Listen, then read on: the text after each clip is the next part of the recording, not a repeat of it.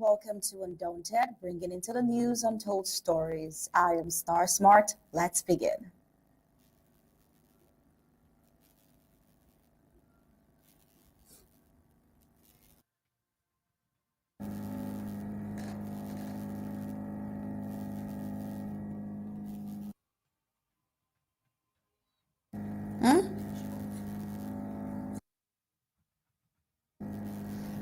Well, in moments of great upheaval, when the dust refuses to settle and silence becomes unbearable, a nation begins to see itself more clearly, not through narratives crafted by outsiders, but through the pulse of its own people.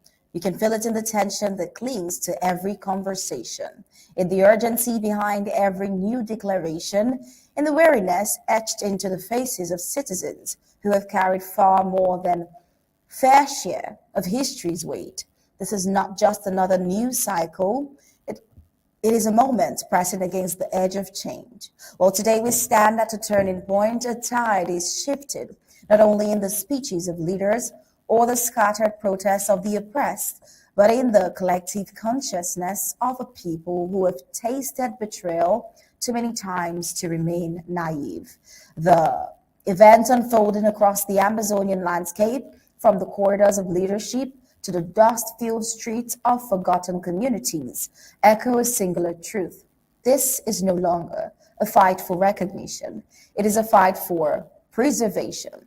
And as we step into today's news, we are confronted not merely with headlines, but with hard questions about identity, dignity, and destiny.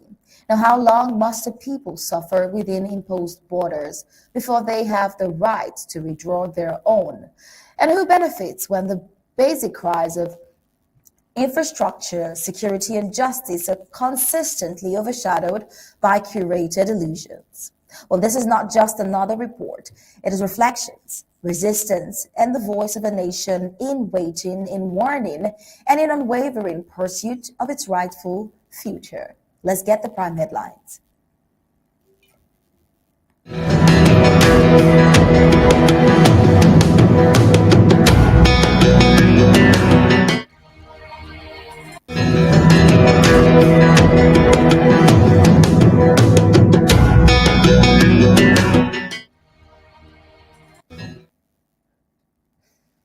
Well, on the prime headlines and Undaunted tonight, we see the deafening silence over xenophobic attacks on Ambazonians in Ndikinemeki in La République du Cameroon. Bamenda Colonial City Mayor neglects the people's cry for good roads and diverts resources to put in place a digital billboard, as well as the in-depth analysis of President Sako's border warning, looking at the cost of silence and the price of readiness. And on the African scene, we'll take a look at Sudan crisis deepening as conflict enters the third year, forcing refugees into Chad. And on the news around the globe, United States resumes student visa processing for Harvard after court blocks Trump administration's directive. We'll get into the full briefings of Undaunted after the break.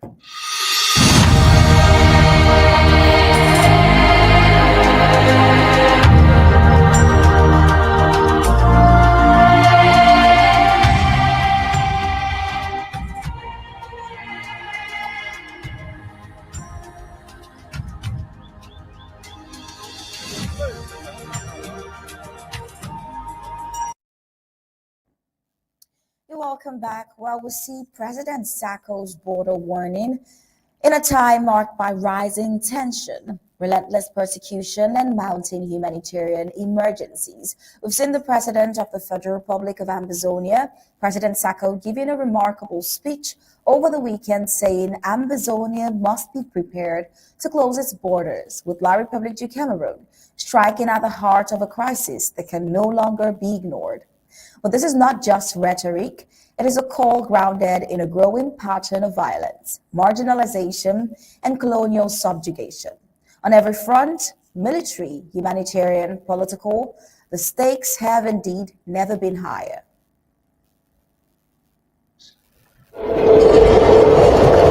On the home front, the stakes are high, higher than ever this year. We must stop the increasing excesses of the criminal occupation forces on our people and communities. the rape, the wanton kidnappings, and extortions, the torture, and the criminal raids by the occupation forces of La République du Cameroon. We must be ready also to resist all attempts to impose their political agenda on our people through manipulation, intimidation, or corrupt elections. And if the need arises this year, we must be prepared to close our borders with La République du Cameroon. Our survival depends on our preparedness, and preparedness begins with financial firepower. If we are going to defend our communities, we must fund our security. If we are going to protect our people, we must equip those who are on the front lines. While a nation under siege, we see President Sako's remark about the increasing excesses of the criminal occupation forces are tragically not hypothetical. On the ground, in cities like Bamenda, colonial authorities continue to project false images of progress through flashy initiatives such as digital billboards, while the actual state of infrastructure and public welfare remains abysmal. Will these carefully timed projects rolled out ahead of elections appear less about genuine development and more about optical propaganda, a strategy to manipulate public perception and whitewash the scars of colonial violence? Well, while roads remain impassable, electricity unstable, and livelihoods shattered, we see the billboard becoming symbolic, a bright screen attempting to blindfold an entire people. President Sako's emphasis on resisting the imposition of a political agenda through manipulation, intimidation, or corrupt elections directly speaks to these kinds of examples. The colonial government's use of media and civic optics to project normalcy is part of a broader strategy to force political compliance without ever addressing the real issue on the ground. The Ndikinemeki attacks, which we see in Sako's call for vigilance and border control, becoming even more significant in light of recent xenophobic attacks against Ambazonians in Ndikinemeki and Makenene. These are not isolated incidents, but a part of a recurring pattern where Ambazonian nationals, many of whom have lived in La République territories for decades, are now subjugated and subjected to violent evictions, mob attacks, and dehumanization. Homes have been burned, livelihoods destroyed, families displaced, and yet not a single official from the colonial regime has condemned these acts. The silence is indeed glaring. The state's inaction raises questions of its complicity, a possibility that President Sako has indirectly alluded to by warning against criminal raids like the Kale torture and wanton kidnappings in his speeches you have heard. Well, these actions, whether in Ambazonia or across the border, reveal the colonial government's entrenched disregard for Ambazonian lives. Sako's mention of closing our border isn't merely a geographic statement. It is a moral one, a declaration that a people under constant threat have a right to defend their existence. Beyond political speeches, the road to sovereignty is paved with resources, organization, and readiness. And Sako's call for financial firepower is a direct appeal to the global Ambazonian diaspora and its allies. Freedom has a cost, and protection comes with a price. Funding community security, equipping defenders, and preparing for emergency responses are no longer optional, but they are existential necessities. Now, from providing support to ensuring local defense forces can resist Kale raids in Boya or Kumbo, the struggle demands not just solidarity, but sustainable action. Now, when President Sakos talks about closing the borders, what would that really mean? Well, if Ambazonia were to close its border with La République, it would mark a historic shift, a symbolic and strategic act of self-determination. It would mean rejecting the false peace of imposed unity. It would also mean declaring unequivocally that Ambazonia's security, governance, and destiny must be decoupled from a state that continues to treat its people as second-class citizens, or worse, expendable threats. But such a step would also trigger logistical and humanitarian ripples, necessitating preparations in supply chains, communication routes, and civilian protection structures. And once again, the only way this becomes feasible is through the kind of financial and structural preparedness President Sako is urging. President Sako's speech is not just a political statement, but a warning, a strategy, and a moral compass. The colonial image manipulation in Bamenda, the xenophobic purges in La Republique, and the daily violation in Ambazonia communities are all threads in the same tapestry of domination. And in the face of this, Ambazonia is forced to make choices, hard choices, not just about borders or election, but about survival, dignity, and truth. As Sako said, preparedness begins with financial power, but it also includes mental preparedness, emotional resilience, and collective unity, because the cost of silence is too high, and the price of freedom, though steep, is no longer optional for Ambazonia. With that, we get into more of the details on Bamenda, the new call for a digital billboard when the roads are still reeking of dust. Well, we see digital billboard in Bamenda. We wonder if this is a colonial strategy of image projection ahead of elections. While the inhabitants of the city of Bamenda have been taken aback by the sudden installation of a digital billboard by the colonial city mayor Paul Achombong, which is being touted as a major achievement. But then this move starkly contradicts the pressing needs and demands of the people, whose foremost desire is the rehabilitation of the city's dilapidated road infrastructure. Instead of responding to these urgent and long-standing concerns that have caused even so many deaths, the so-called mayor chose to prioritize a digital billboard. But how helpful is a digital billboard to a struggling farmer who cannot transport produce from the farm to the markets due to impassable roads? The city continues to grapple with serious challenges, persistent power outages, poor internet connectivity, collapsing road networks, and a broken waste management system. These are the real everyday concern of Bamenda's residents. Locals argue that such fundamental problems should be addressed before luxury or cosmetic projects are considered. According to a resident, we need roads that are passable, potable water, and reliable electricity, and not some electric billboard.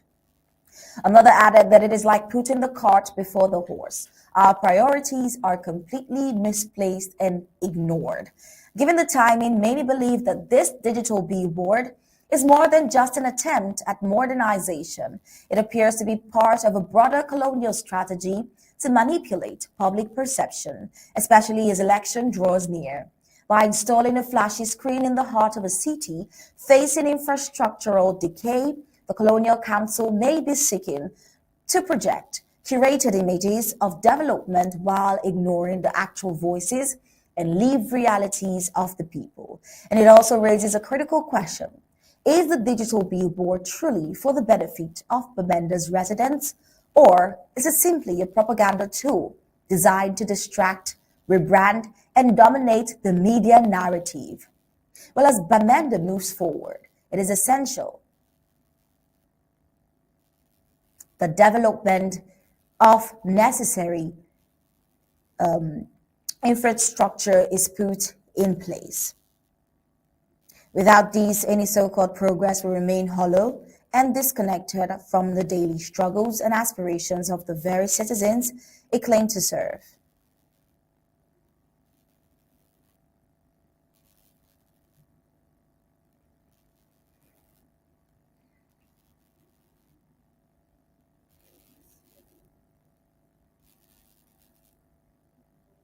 Well, still in Ambazonia, but then with Ambazonians living in La Republique, the humanitarian situation in neighboring La Republique du Cameroon Center region continues to deteriorate, and Ambazonian nationals keep suffering unprovoked xenophobic attack in Ndikinemeki, a community many have called home for decades.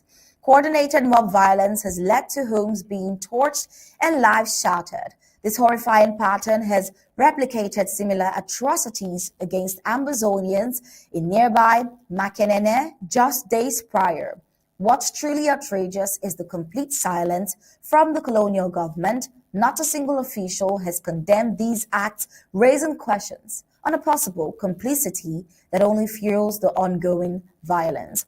On Monday, Southern Cameroon's residents, many of whom have lived in the Ndikinemeki for over 20 years, converged at the Bafia Colonial SDO's office. Now, their collective plea for justice followed a series of brutal assaults, which critics believe the colonial government plays a role in fanning these ethnic tensions. Now, more images from the horrific incident are emerging online, many more than what you see on screen right now, and reports have it that a mob of approximately 400 individuals identified as local militia members launched an assault on southern Cameroonian homes and livelihoods, which saw properties destroyed and deliberately set ablaze. Now, for over 8 long years, the already precarious living conditions for displaced Ambazonians, particularly those trapped within La Republique, Ambazonians trapped within La Republique, have deteriorated drastically. The colonial government has consistently refused to pursue any genuinely equitable solution to end the war that it initiated, thereby leaving innocent population vulnerable to such horrific xenophobic acts within various communities it claims to govern.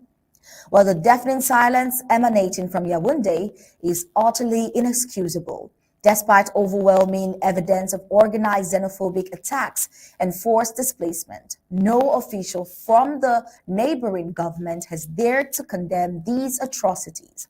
Now, their deliberate inaction clearly emboldens the perpetrators and leaves the defenseless Ambazonian population without any avenue for protection or redress.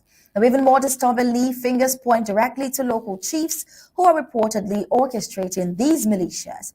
These chiefs are allegedly actively peddling virulent xenophobia against the Ambazonian population, especially those originating from what they devise the term the Northwest and Southwest region, the Southern Cameroons. Now, the spiritual leadership has maintained a disturbing silence as well. Archbishop Andrew Nkia, for example, the recently appointed president of the National Episcopal Conference of Cameroon, has failed to denounce this rampant xenophobic persecution of Ambazonians. Now, according to critics, the moral failure by the Catholic Church leadership in both Ambazonia and La Republique suggests a deeply troubling collaboration. This is fueling fears and also fueling the narrative of a complicit in enforcing a calculated campaign of genocide and extermination against Ambazonians. Well, we hope to bring updates on this, in which most likely will have no reactions from the colonial regime, but if it does, we certainly will bring you up to speed on the reports on the home front. But for now, we'll head on to the African scene and see what is happening in Sudan.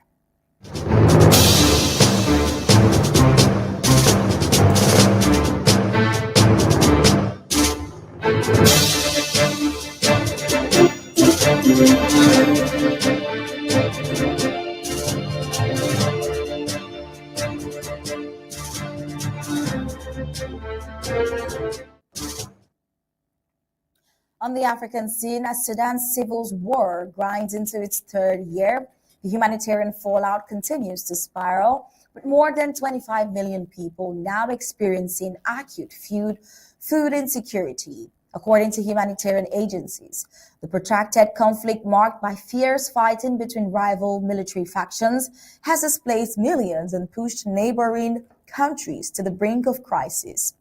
Chad, one of Sudan's immediate neighbors, has seen a dramatic influx of refugees in recent months, further straining its already fragile infrastructure.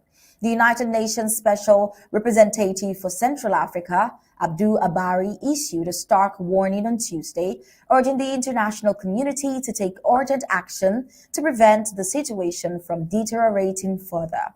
The international community's inaction risks exacerbating the humanitarian situation, especially as the ongoing conflict in Sudan continues to result in an increasing number of refugees heading to Chad. Now, this was said by Abari. They said, we are witnessing a growing catastrophe that demands immediate global solidarity. According to the United Nations and humanitarian partners, nearly 2 million Sudanese have fled the country since the fighting erupted in April 2023 between the Sudanese armed forces and the paramilitary rapid support forces. Many of them have sought refuge in Chad, where camps are overstretched and food and medical supplies are running dangerously low. In addition to the refugee crisis, Sudan itself is on the brink of famine, with international aid efforts hampered by insecurity, bureaucratic barriers, and underfunding. Aid workers warn that without immediate intervention, tens of thousands could face starvation.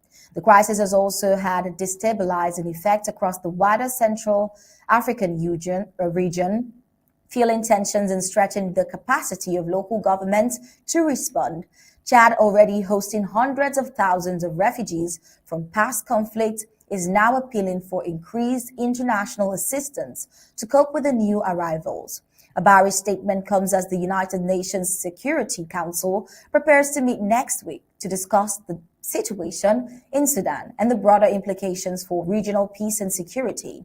Aid organizations hope the mounting pressure will spur increased funding and political commitment to a conflict that has remained largely overshadowed by other global crises.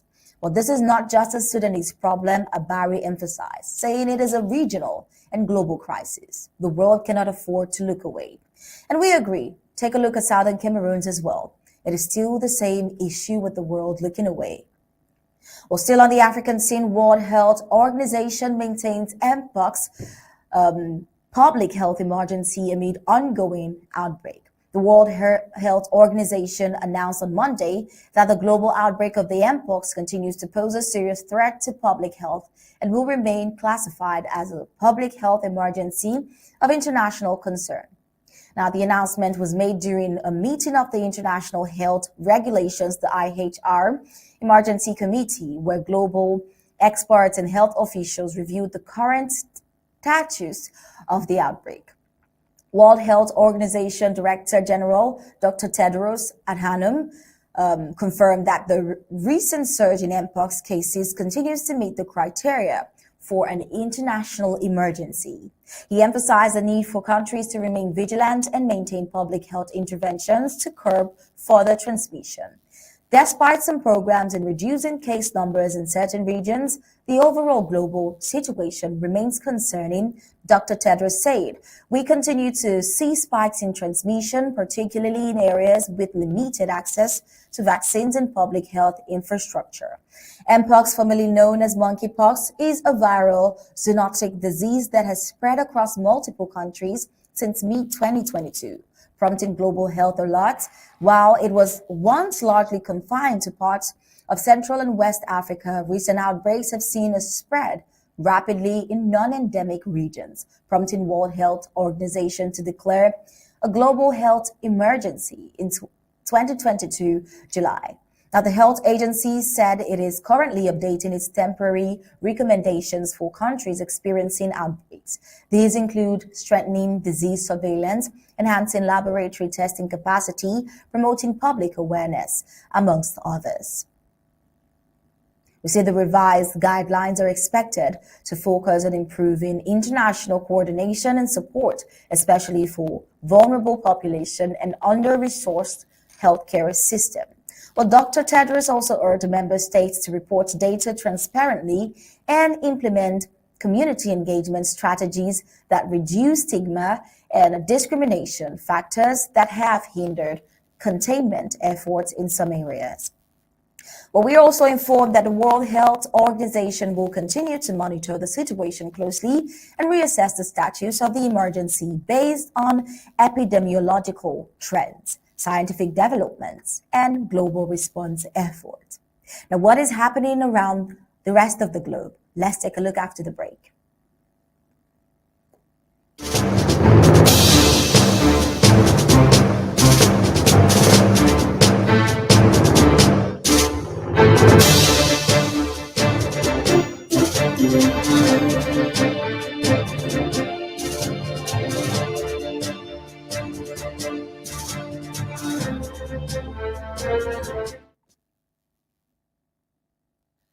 On the global scene, we see families of missing Ukrainian soldiers after the start of the complex prisoner swap have been reunited, and they gather anxiously near the Belarus border on Monday as Ukraine and Russia initiated a long-awaited prisoner exchange. The swap, agreed during direct talks in Turkey, includes sick and wounded prisoners, soldiers under 25, and the remains of around 12,000 troops. Ukraine's President Zelensky confirmed the process would occur in phases, citing ongoing daily negotiations and complex logistics. Although exact figures were not disclosed, both nations confirmed that groups of prisoners had been returned. Some Ukrainian soldiers had been held since the early days of the war. Reunited families expressed mixed emotions, relief, grief, and desperation for news about those still missing. One woman, Tatiana, held up photos of her father and cousin, both unaccounted for, while others shouted names of regiments to recently returned soldiers, hoping for answers. While returned Ukrainians showed signs of poor health after prolonged captivity without Red Cross access. Officials reported malnutrition and psychological trauma among the repatriated. One released soldier, 23-year-old Valera, was seen smiling after eating Ukrainian soup for the first time in over 3 years. Despite the humanitarian gesture, tensions remain high. Both sides recently accused each other of derailing efforts to exchange the bodies of fallen soldiers. Meanwhile, Russia escalated drone attacks overnight, launching a record 479 drones, damaging several Ukrainian regions, including Rivne. Now, in retaliation, we see Ukraine targeted a Russian airbase and a drone guidance electronics factory, temporarily halting production there. Over to the United States, we see high-level US and Chinese delegations convening in London only yesterday to reinforce a fragile truce in their ongoing trade dispute that has shaken global markets. The Chinese team, led by Vice Premier He Feng, met with the United States Commerce Secretary Howard Lutnick, Treasury Secretary Scott Bessent, and Trade Representative Jamieson Greer at the UK government venue. Now, this round of talks followed temporary progress made during negotiations in Geneva last month, which resulted in a 90-day suspension of most punitive tariffs, some exceeding 100% that each side had imposed. The truce announced on May 12th aimed to de-escalate tensions between the world's two largest economies. Despite the pause, frictions have continued over key issues, including the trade of advanced semiconductors, quite critical rare earth material, and the United States visa restrictions for Chinese students. China's exports to the United States have plummeted with a 35% year-on-year drop in May, underlining the economic stakes. And last week, Thursday, President Donald Trump had a lengthy phone call with Chinese President Xi Jinping in a bid to stabilize relations. Trump later confirmed via social media that talks would resume in London. While the UK is not directly participating in the negotiations, it is hosting the event, which started yesterday. British Treasury Chief Rachel Reeves met with both delegations, and the United Kingdom's government expressed strong support for the discussions, emphasizing that a trade war is in nobody's interest. Still on the United States, we see the United States Department has ordered embassies and consulates worldwide to immediately resume processing students and exchange visitors' visa for those heading to Harvard University, reversing a previous directive tied to a Trump administration proclamation. Now, this action follows the United States District Judge Alison Burroughs' temporary restraining order last week, which halted the presidential ban on foreign students aiming to study at Harvard. The ban issued by President Donald Trump was justified on national security grounds, but the court blocked it while litigation proceeds. In a diplomatic cable dated June 6, signed by Secretary of State Marco Rubio, consular officers were instructed to follow the court's thorough and resume processing of Harvard University student and exchange visitors' visas. With no refusal permitted, on the basis of the presidential proclamation, Harvard had informed the court of widespread visa delays and outright denials, even after the restraining order was issued, prompting concern that foreign students were being wrongly excluded. The judicial stays remains in force, and a key learning on the broader legal battle is scheduled for next week. Importantly, that hearing and the cable clarifies that standard processes remain in effect, including enhanced social media screening for applicants, ensuring consular vetting continues under the usual protocols. A Harvard spokesperson welcomed the decision, saying it restores access for thousands of prospective international students. Meanwhile, the Trump administration's effort reflects deeper friction between the White House, the Ivy League institution, including frozen federal grants and threats to revoke its tax-exempt status. We will bring you live updates as the court case progresses and examine potential impacts on future United States student visa policy. But for now, this is all we have for you from the Global Report. Coming up next will be the recap for tonight.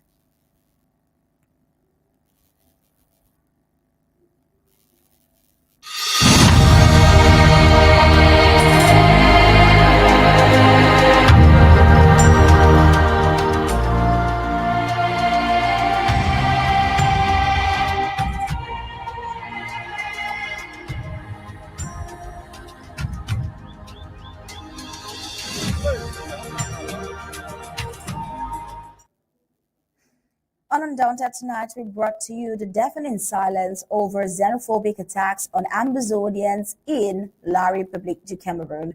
We also brought to you the president's speech, an in-depth analysis of what he means when he says closing Ambazonian borders. We also saw Bamenda Colonial city mayor neglecting the people's cry for good roads and instead diverting resources to put in place a digital billboard. On the African scene, we saw Sudan in its third year of the long war, the protracted war. And on the Global Report, we saw the United States revoking the ban on student visa going to the Harvard University. And that was it for Undaunted tonight, bringing into the news untold stories. On behalf of the entire Undaunted, we say thank you for tuning in, and we'll leave you with ABC Amba TV images. Good night and God bless you.